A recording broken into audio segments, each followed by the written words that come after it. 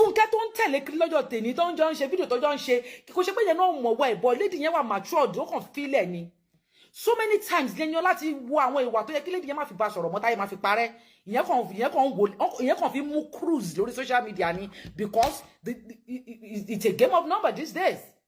It's a game of number. Don't come and drag me into something till me already at shame. Don't drag me.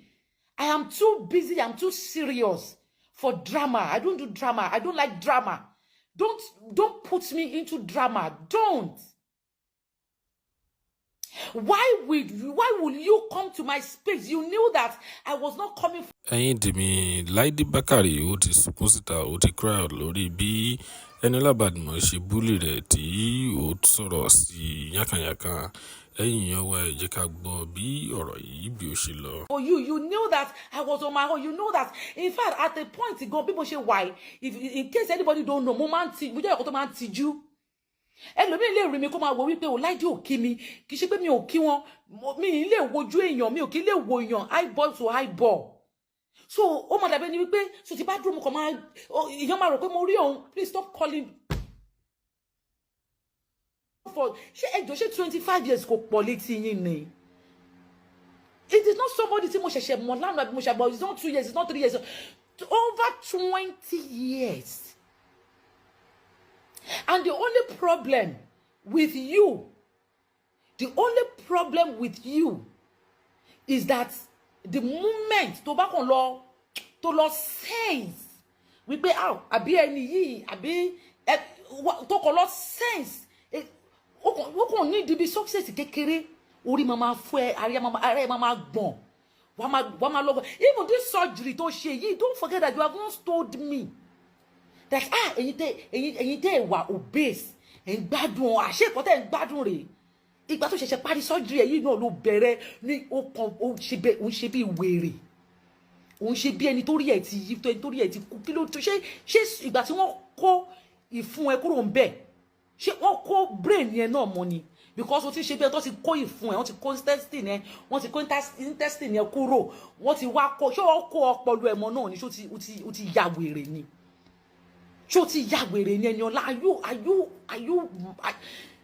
you mad or something?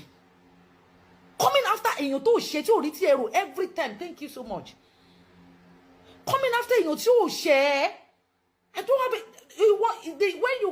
When you came into my DM and called me animal, Eniola, you call me animal. Back in the days, in the early year 2000, with my own hard-earned money. I wanted to make a movie featuring Femi Adebayo, myself, another actor, Simi Olerantinsin. We needed a female lead.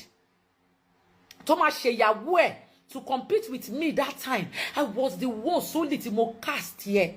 When I cast you for that role, Eniola, you were ugly and fat, very obese. Acting yẹn gan ó ṣe ń polish nígbà tó ṣe ń dàgbà ẹni charisma ẹ ò tí ì gbé acting yẹn gbà yẹn I was the one tí mo sọ pé ìwọ ló gbọ́dọ̀ ṣe swing movie yẹn go and check Adùn Ewúro bóyá bitter leaf or something yeah bitter leaf Adùn Ewúro was your major first film people market that time marketers ló máa ń dictate. Because my favorite favorite they will not sell that movie. Marketers were telling me that why do you want to use Eniola Badmus? Number one, ugly. Number two, she cannot act. I'm not denying the fact that you act in seeing you because you're about to for over 20 years. The guru, okay. So I'm not denying the fact that I don't really watch movies like that, but let's improve. But that time you were horrible. You don't look good. I gave you that platform, Eniola. You played that major role, and people loved you. You played Femi Adebayo's housewife. You playing that, yeah. And I will not even lie. I was okay. It was okay. After to she movie yẹn tán làwọn yẹn ṣẹ̀ṣẹ̀ bẹ̀rẹ̀ sí ní realize wípé so lady wule bantu yìí so ó tiẹ̀ lè ṣe normal role, fine role. tí mi ò bá fún ẹ ní platform yẹn Eniola, I'm repeating, tí mi ò bá fiesta movie mi Adùn Ewúro ń gbà yẹn tó jẹ́ káwọn èèyàn notice ẹ wípé òun exist, your friend Fúnkẹ́ Akíndélé tó o ti sọ the thing God lọ́jọ́ tèmi kò ní patronize ẹ, kò ní máa pè é sí movie. Èèyàn kan ló ṣiṣẹ́ tí wọ́n ó rí ẹ nígbà tí mo ti help career, tí mo ti help life ẹ ni. Má fi mi ta yín, má jẹ́ kó jẹ́ mi ló máa gbé sórí àtẹ, má jẹ́ kó jẹ́ èmi Láìdé Bákàrè ní ìwọ Eniola máa sọ fún in public, ló ń fún ní public embarrassment. You saw all these party bloggers bó ṣe pọ̀ tó, they were on you, camera was on you, light was on you, and you were telling them, you were saying, shut that camera, she's not my friend. Why are you saying that? You want to watch it, want to watch space in me, and me call him watch it. In fact, about me or see the call me, see make your party, me party thing happen. No, I was not there. I was one side bit of the cake. See, that was where I stood. Let me call at see Shakira Tajolo. La do control si be la kon sọ̀rọ̀. Mo jẹ́ lórí ìdúró mo kàn rán mi mo kàn, you know, because I'm a very shy person, so mo kàn rán mi lórí ìdúró yẹn ni anybody tẹ́ ojú wa bá ṣe mẹ́rin máa lọ kẹ́ni tó bá yẹ kí n lọ bá lórí ìjókòó máa lọ bá wọn lórí ìjókòó. Eniola mi ò wá bá ẹ ó dẹ̀ bẹ̀rẹ̀ sí ní wá sí space yẹn níbi tí mo wà yẹn just because you want to take a picture perfect images to cover that your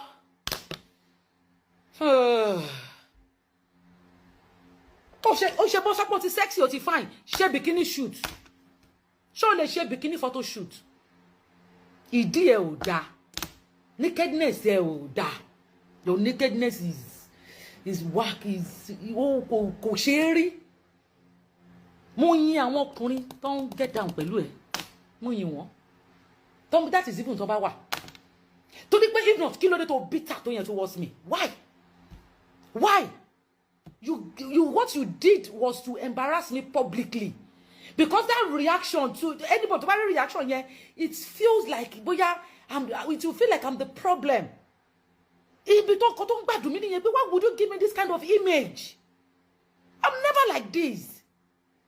It was you coming after me. And I all of them didn't me ò sọ̀rọ̀. Ó ṣe lákọ̀ọ́kọ́ mi ò sọ̀rọ̀. Ó ṣe lẹ́kejì mi ò sọ̀rọ̀. Ìgbà tó wá di wípé ó wá sọ pé don't recall me with her, she's not my friend. Who the F are you? Tí mo fẹ́ bá jẹ́ ọ̀rẹ́. Ṣé wọ́n sọ pé mi máa ń ṣọ̀rẹ́ ni? Sorry, wọ́n mọ̀ mí now. Anybody máa mọ̀ mí láyé Eniola ò mọ̀ mí pa. Nǹkan tó lè ṣe nǹkan tó ń ṣe yìí ni wípé ó mọ̀ wípé Láìdé ò ní liver àti ever tan camera.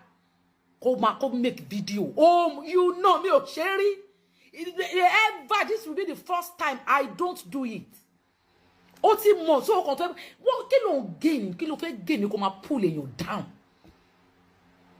You slide into my DM. You came into my DM. You started just because there was a time we met in Abuja in the program and photograph was taken. I posted a photograph of me and you because that was during my movie launch, and I have a solo performance. I will be the only one on set. Solo performance, acting as a musician, acting as dancer, acting as a poet, acting as this, acting as narrator. I'm a thespian. So it means she's solo performance. Because I realized that a lot of people saw the picture you posted, you knew it was not bad. Yeah, I was in a rehearsal. More phone, no slow mo phone me. You claim you have been calling me that I should put down photo. I didn't see me or record, but me. I want to put it up because if don't pull it down, you abuse the hell out of you. You insulted. Rather, you insulted the hell out of me. I want to put you in your Latin, your bass sorrow, yeah, your bass sorrow, any time, yeah. Okay, what's it dear me? Okay, I don't brag. I made you. Let me say the way it is. I made you. If I didn't give you that platform that year, nobody wants you in that movie. Talk less. We want to completely draw. It was just because I kind of love your sense of humor. In fact, to me,